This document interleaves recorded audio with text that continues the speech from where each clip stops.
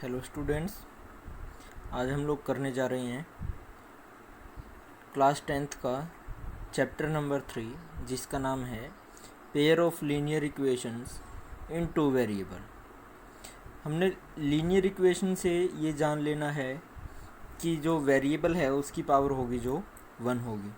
Two variable से क्या मतलब है भाई? टू वेरिएबल से मतलब होएगा, जैसे पहले हम लोग कोई भी इक्वेशन या पॉलिनोमियल लेते थे, अगर वो ओनली एक्स में है या वाई में है या जेड में है, सिर्फ एक वेरिएबल होता था, एक्स वाई या जेड। अब इसमें क्या होगा, एक्स का वाई का कम्बिनेशन हो सकता है हमारे पास, वाई का जेड का कम्बिनेशन हो सकता है, या एक्स का जेड का कोई भी वेरिएबल, ठीक है, उनका कम्बिनेशन हो सकता है। लेकिन होंगे कितने? 2 वेरिएबल होंगे। तो फर्स्ट ऑफ ऑल डेफिनेशन क्या है भाई? Two linear equations are in same two variable. 2 linear equation होनी चाहिए और दोनों का सेम वेरिएबल होना चाहिए। हमने वेरिएबल यहाँ पे एक्स एंड वाई ले लिया। Equations like these are called a pair of linear equation in two variable. अच्छा, यहाँ पे पेयर का क्या मतलब हुआ? पेयर का मतलब होता है जोड़ा, यानी कि एक साथ 2, ठीक है। तो 2 लीनियर इक्वेशन होनी चाहिए, दोनों के वेरिएबल सेम होने चाहिए, उनके पेयर को क्या बोलते हैं? Pair of linear equation in two variable. The general form for a pair of linear equations in two variables X and Y is, general form क्या हो जाएगी भाई? General representation 2 pair of linear equations की हमारे पास हो जाएगी। a1x plus b1y plus c1 equal to 0, और दूसरी इक्वेशन हो जाएगी हमारे पास a2x plus b2y plus c2 equal to 0। यहाँ पे सवाल खड़ा होता है भाई, a1 b1 और c1 क्या है? हमने पॉलिनोमियल के केस में भी पढ़ा था और यहाँ पे भी थोड़ा रिमाइंड कर लेते हैं। x का कोफिशेंट उसको बोलेंगे a1, इक्वेशन 1 के लिए बात चल रही है भैया। अभी y का कोफिशेंट उसको बोलेंगे b1, और जो ये c1 है ये कोई भी कांस्टेंट टर्म है। उसके बाद सेकंड इक्वेशन पे आते हैं, तो x का कोफिशिएंट a2, y का कोफिशिएंट b2 और c2 क्या है? कोई भी कांस्टेंट वैल्यू है, ठीक है भाई। यही यहाँ पे लिखा हुआ है, और ये सारे क्या होंगे? रियल नंबर होंगे।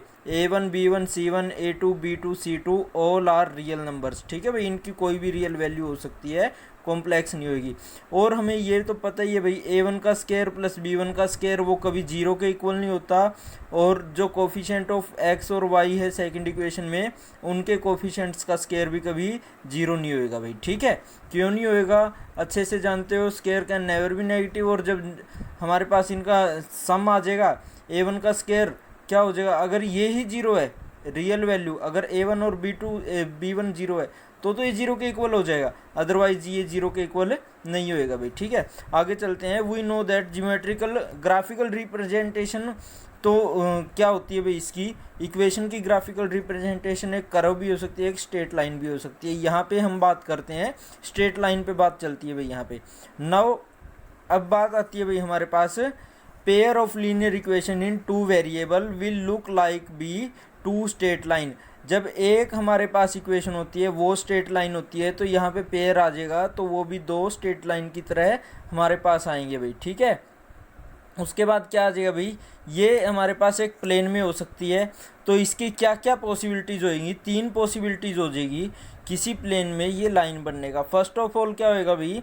द टू लाइन, 2 लाइन है किसी प्लेन में, तो वो क्या हो सकती है? आपस में इंटरसेक्ट करती मिल सकती है, ठीक है। ये एक्स एक्सिस वाई एक्सिस ये इंटरसेक्ट करती मिल सकती है, एक लाइन ये, दूसरी लाइन ये।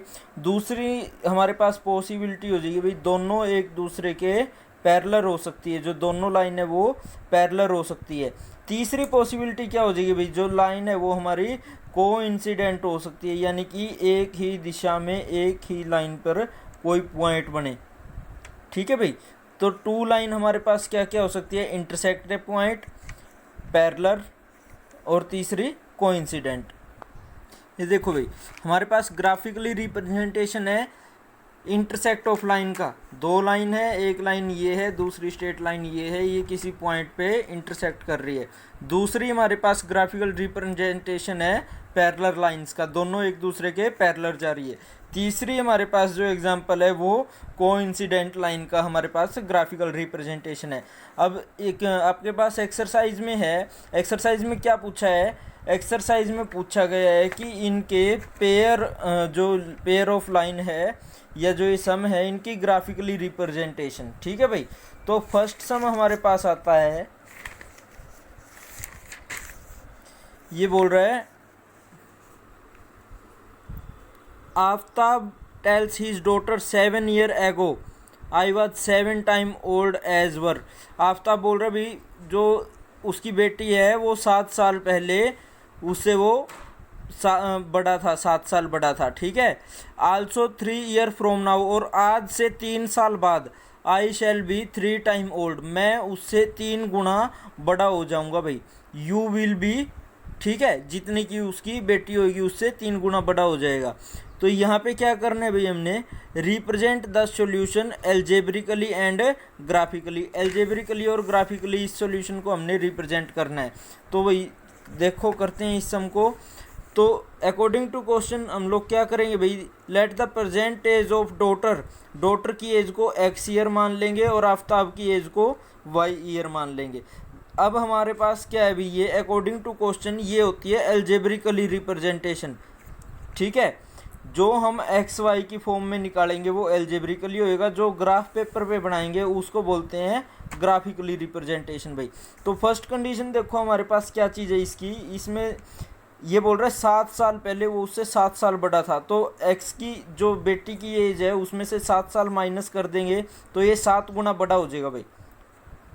ठीक है, 7 गुना बड़ा, क्वेश्चन में यही बोल रखा है कि आज से 7 साल पहले दोनों की एज में से 7 साल माइनस करो तो वो बेटी की एज का 7 गुना था। इनको सोल्व किया हमने तो हमारे पास ये इक्वेशन आ जाएगी भाई 7x - y = 42। अब दूसरी बार में बोल रहे भाई आज से 3 साल बाद, नाउ फ्रॉम 3 years, तो दोनों की एज तो 3 साल ज़्यादा होगी ना, तो x + 3 बेटी की एज भी ज़्यादा होगी और उसके बाप की आफ्ताब की एज भी ज़्यादा होगी। तो now from 3 year I was 3 time old, तो 3 time ओल्ड बोल रहे हैं तो 3 से बेटी वाली एज को मल्टीप्लाई कर देंगे, यहाँ से हमारे पास दूसरी इक्वेशन आ जाएगी भाई 3x - y = -6। अब ये इक्वेशन 1 होगी जो हमारे पास ये, और इक्वेशन 2 होगी जो ये दोनों हमारे पास रिप्रेजेंट करेगी किस चीज़ को भाई, algebraically representation. For graphically representation हम लोग क्या करेंगे, 6ठी 7वीं में भी ये काम किया था, अगर नहीं भी किया नहीं याद तो अब देख लो भाई। ग्राफ बनाने के लिए हमने क्या किया, 2 पॉइंट 7x - y, एक बार x की वैल्यू रख लेंगे y की वैल्यू रख लेंगे और 2 पॉइंट आ जाएंगे भाई, एक पॉइंट a ले लिया एक पॉइंट b ले लिया। सेम इक्वेशन सेकंड से हमने क्या ले लिया, x और y की वैल्यू पुट करेंगे तो 2 पॉइंट आ जाएंगे, एक x का कोऑर्डिनेट y का कोऑर्डिनेट, x का कोऑर्डिनेट y का कोऑर्डिनेट, 2 पॉइंट यहाँ से आ जाएंगे 2 पॉइंट यहाँ से भाई। इक्वेशन 1 भी हमें 2 पॉइंट देगी, इक्वेशन 2 भी 2 पॉइंट देगी। अब ए बी सी डी को एक ही ग्राफ पेपर पे बना के देखते हैं भी, एक ही ग्राफ पेपर पे प्लॉट करते हैं तो जो वो रिप्रेजेंटेशन आएगी वो हमारे पास कौन सी हो जाएगी, ग्राफिकली रिप्रेजेंटेशन हो जाएगी। तो ए पॉइंट कहाँ पे है भाई, 6 0, 6 आपके पास पॉजिटिव है। ठीक है, एक्स एक्सिस पे 0 ये रहा भाई, वाई एक्सिस का 0 ये रहा। ठीक है भाई, बी पॉइंट है 5 - 7, 5 आपके पास किस चीज़ का आ गया भाई, प्लस का 5 ये रहा भाई, -7 आ जाओ, 5 ये रहा -7 ये रहा भाई, ये लगभग यहाँ पे आ जाएगा। ठीक है, तो इन दोनों को मीट कर देंगे भाई। अब सी पॉइंट देखो क्या चीज़ दे रखा है भाई, 0 6 दे रखे है, तो भाई 0 ये रहा और 6 ये रहा, -2 0 -2 और 0। अब इन दोनों को मिला देंगे, ये नहीं मिल रही भाई तो ये क्या हो जाएंगे हमारे पास, ये सॉल्यूशन कौन सा हो जाएगा, ये सॉल्यूशन कौन सा हो जाएगा भाई हमारे पास, ये हो जाएगा ग्राफिकली रिप्रेजेंटेशन, ग्राफिकली सॉल्यूशन। ठीक है भाई, एल्जेब्रिकली भी कर लिया ग्राफिकली भी कर लिया। अब चलते हैं नेक्स्ट क्वेश्चन पे। नेक्स्ट क्वेश्चन में बोल रहा है भाई हमारे पास, the coach of cricket team buy 3 bat and 6 ball for ₹3900 later ही she buy another bat and 3 more ball for the same kind. इसी तरह के बाद में वो एक बैट और 3 बॉल खरीदता है भाई 1300 रुपये में। Represent the situation algebraically and graphically. देखो ये बोल रहे भाई कोई क्रिकेट कोच है, वो पहले 3 बैट और 6 बॉल को 3900 रुपये में खरीदता है, बाद में वो एक बैट और 3 बॉल को उसी क्वालिटी के बैट और बॉल को 1300 रुपये में खरीदता है। इस रिप्रेजेंटेशन को एल्जेब्रिकली और ग्राफिकली हमने शो करना है। तो करते हैं भाई, चलो प्रेजेंट करते हैं। तो देखो हमने क्या कर लिया भाई, कॉस्ट ऑफ बैट को x मान लिया, कॉस्ट ऑफ बॉल को y मान लिया। एल्जेब्रिकली रिप्रेजेंटेशन 3x यानी कि 3 बैट और 6 बॉल, इन ये कितने में खरीदे भाई 3900 में। तो 3 कॉमन निकाला, ये कितने हो गए भाई 1300 रुपये में बच गए। अब दोबारा उसने क्या किया है, एक बैट और 3 बॉल वो 1300 रुपये में खरीदे। एक इक्वेशन 1 होगी, इक्वेशन 2 होगी, ठीक है भाई। फॉर जियोमेट्रिक, ये हमारे पास एल्जेब्रिकल रिप्रेजेंटेशन होगी। जियोमेट्रिकल रिप्रेजेंटेशन के लिए हमने वही इक्वेशन 1 और 2 से x की और y की value a b c d 4 point हम लोग यहाँ से निकाल लेंगे, ठीक है भाई। निकाल लें, उसके बाद ग्राफ पेपर पे आ जाओ बेटा। ग्राफ पेपर पे क्या करेंगे, ए पॉइंट हमारे पास हो गया 0 650, बी पॉइंट हो गया 1300 0, सी पॉइंट हमने ले लिया 0 1303 और डी पॉइंट, डी और बी इक्वल ही हो जाएंगे 1300 और 0, ठीक है भाई। तो यहाँ पे ग्राफ पे आप लोग, ये तो रफ ग्राफ है, आप पक्का प्लॉट करोगे तो ये 1300 हो गया, ठीक है, और 0 ये बी पॉइंट हो गया भाई, वाई एक्सिस 0 एक्स एक्सिस 1300, ये डी पॉइंट भी ले लो इसको, बी पॉइंट भी हो जाए भाई। अब ए पॉइंट क्या है 0 650, 0 ये रहा, 650 ये रहा भाई, ओके। उसके बाद है भाई 0 1303 यानी कि 400 कुछ आ जाएगा, तो ये 400 कुछ तो उससे कम ही होएगा ना भाई, 0 और ये 1303। अब ये दोनों पॉइंट किस पे जा रहे हैं भाई, 1300 और 0 यानी कि बी पॉइंट पे जा रहे हैं, तो दोनों को मीट कर दो। ये लाइन क्या हो जाएगी आपस में, इंटरसेक्ट द लाइन हो जाएगी, ठीक है। तो ये आपकी ग्राफिकली रिप्रेजेंटेशन होगी, ये आपकी एल्जेब्रिकली रिप्रेजेंटेशन होगी, ठीक है भाई, हो जाएगा। अब नेक्स्ट चलते हैं। देखो नेक्स्ट सम में आपको बोल रहा है भाई the cost of 2 kg apples and 1 kg grapes on a day was found ₹160। किसी दिन भाई 2 किलो सेब और 1 किलो अंगूर की कीमत 160 रुपये थी। उसके बाद है आफ्टर मंथ, महीने बाद, the cost of 4 kg Apple, 4 kilo आपके पास सेब और 2 किलो अंगूर, उनकी कीमत है भाई 300 रुपये।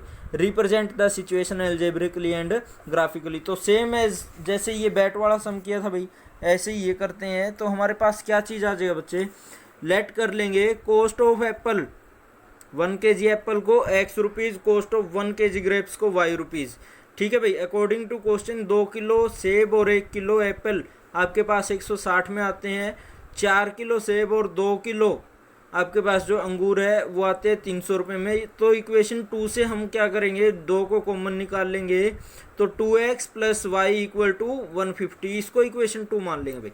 ये हमारे पास कौन सी होगी, एल्जेब्रिकली रिप्रेजेंटेशन, ठीक है। अब ग्राफिकली के लिए वही काम करेंगे, x को और y को पुट करेंगे वैल्यू, पॉइंट्स निकालेंगे। ए पॉइंट हमारे पास 50 60 आ गया, बी पॉइंट आ गया 45 और 70, सी पॉइंट इक्वेशन 2 से लिया हमने 50 50, डी पॉइंट आ गया 40 और 70। तो ए बी सी डी को ग्राफ पेपर पे हम लोग बना लेंगे, तो ये आपस में क्या हो जाएगी भाई, पैरेलल लाइन हो जाएगी, ठीक है, हो जाएगा भाई। थैंक यू फॉर वॉचिंग, जय हिंद, कीप सपोर्टिंग। तो ये हमारे पास पैरेलल लाइन हो जाएगा भाई, जय हिंद।